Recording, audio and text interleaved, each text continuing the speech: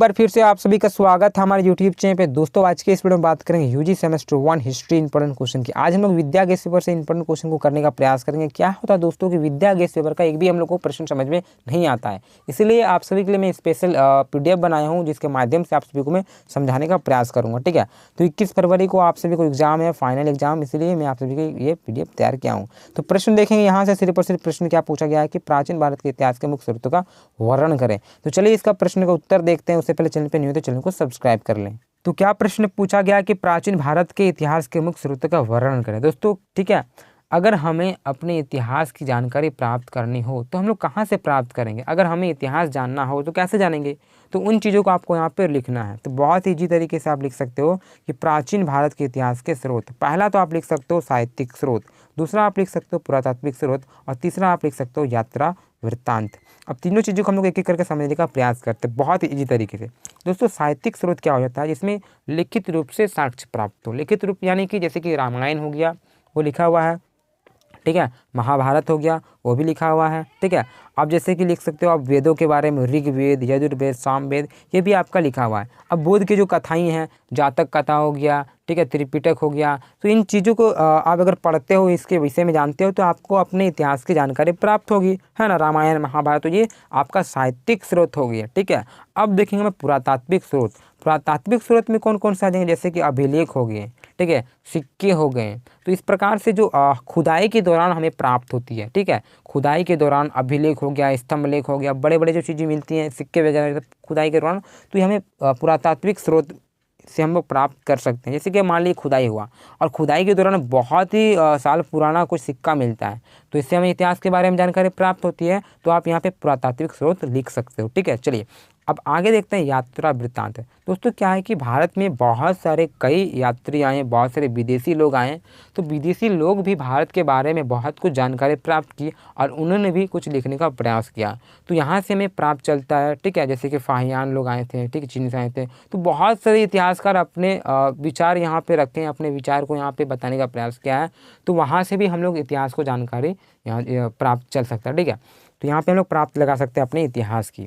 तो इजी तरीका है दोस्तों, मैंने बताया क्या, साहित्यिक स्रोत, कुछ लिखा हुआ प्रमाण हमें मिल जाए तो हम उसे बिलीव कर लेंगे। ठीक है, अभी हमें इतिहास जानकारी प्राप्त करना है तो कैसे प्राप्त करेंगे? सबसे पहले हम लोग कुछ बुक को पढ़ेंगे, बुक को रीड करेंगे, तो इस प्रकार से हम लोग साहित्यिक स्रोत लिख सकते हैं। ठीक है, अब हमें कुछ स्रोत चाहिए, पुरातात्विक स्रोत, कुछ ऐसा चीज़ चाहिए जो कि हमें प्रमाण कर सकते हैं। जैसे कि लिखा होता है, साथ ही साथ उसको प्रमाण किया जाए। जैसे कि अशोक द्वारा जो स्तंभ चला है, जो स्तंभ लिखा हुआ था, अभिलेख जो लाया गया था, तो अभिलेख जो वहाँ पर प्राप्त हुआ, जब मृत भांड मिला, सिक्का मिला खुदाई के दौरान, तो वहाँ से हमें प्राप्त होता है कि नहीं इतिहास की जानकारी, कि नहीं खुदाई के दौरान ये सब चीज़ें प्राप्त हुई हैं और वो सब लिखा हुआ भी है, तो मैच कर जाता है। अब विदेशी यात्री जो आए थे वो भी इतिहास के बारे में कुछ लिखते हैं, तो तीनों चीज़ आपका मैच कर जाता है, तो हमें प्राप्त होता है नहीं भैया ये सही है, ये हमारा इतिहास था। ठीक है, यही तो आपका क्वेश्चन का आंसर है। चलिए अब यहाँ पे साहित्यिक स्रोत को आप लोग और भी डीप तरीके से देख सकते हो। कैसे देख सकते हो?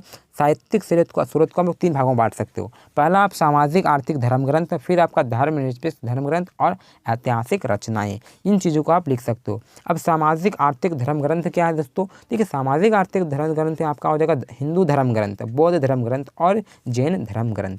अब देखते हैं हम लोग हिंदू धर्म ग्रंथ में क्या है। दोस्तों हिंदू धर्म ग्रंथ में क्या है कि वैदिक काल के बारे में हमें विस्तार से वेदों से जानकारी प्राप्त मिलती है। अगर हमें वैदिक काल में जानकारी लेना हो तो हमें वेदों को पढ़ना पड़ेगा। और वेद कितने प्रकार के होते हैं? 4 प्रकार के। कौन कौन से वेद दोस्तों? ऋग्वेद, यजुर्वेद, सामवेद और अथर्ववेद। तो यहाँ से भी हमें अपने इतिहास की प्राप्ति होती है। आगे आप लिख सकते हो उपनिषद लिख सकते हो, आरण्यक लिख सकते हो। ठीक है, तो इस प्रकार से आप लिख सकते हो, रामायण लिख सकते हो, महाभारत लिख सकते हो, मनुस्मृति लिख सकते हो। तो यहाँ से भी हमें अपने इतिहास की जानकारी प्राप्त होती है। ये हो गया आपका हिंदू धर्म ग्रंथ। अब देखेंगे बौद्ध धर्म ग्रंथ। चलिए हिंदू का हो तो देख लिए, अब बौद्ध वाला क्या लिखता है वो भी देखते हैं।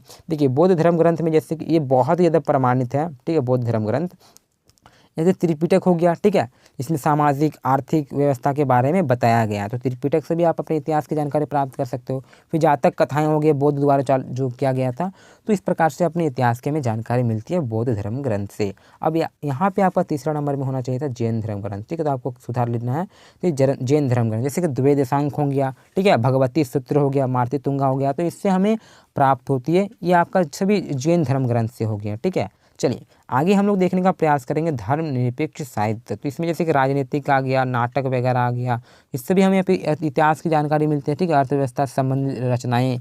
तो इस प्रकार से आपका धर्मनिरपेक्ष साहित्य हो गए। और बहुत ही इंपॉर्टेंट और आखिरी जो हमारा बचता है कि पुरातात्विक साक्ष्य। पुरातात्विक साक्ष्य जैसे कि अभिलेख, जो कि अशोक द्वारा जो चलाया गया था, है ना, अभिलेख बहुत सारे प्राप्त किए हम लोग। फिर सिक्के बहुत सारे प्राप्त हुआ है इतिहास की खुदाई के दौरान। तो ये आपका सभी पुरातात्विक स्रोत हो जाएगा। नगर एवं स्मारक, ठीक है, बहुत बड़े बड़े नगर या फिर चिन्ह वगैरह हमें मिला है, ठीक है।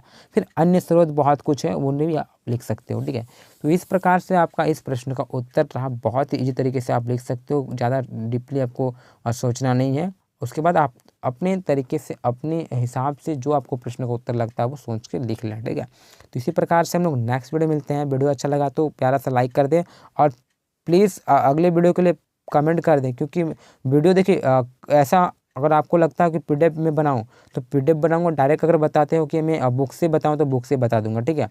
अगर इस प्रकार से अच्छा लगता है तो इसी प्रकार से वीडियो बनाऊंगा, ठीक है। इसी प्रकार से नेक्स्ट वीडियो में मिलते हैं। जय हिंद, जय भारत।